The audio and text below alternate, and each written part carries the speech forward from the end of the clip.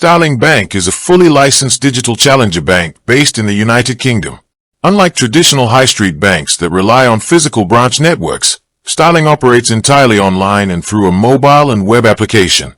Founded in 2014, it provides personal, joint, business, and multi-currency accounts designed to give users real-time control over their money.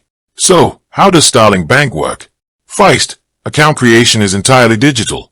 Users can open an account directly through the mobile app by verifying their identity with a digital ID scan and a brief video.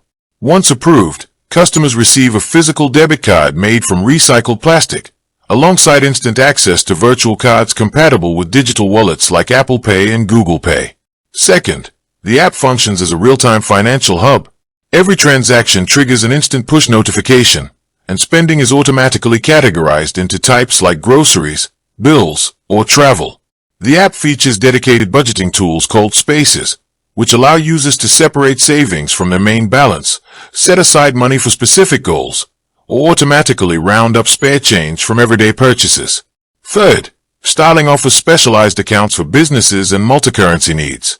Business accounts include features like automated expense tracking, invoice management, and direct integration with major accounting software.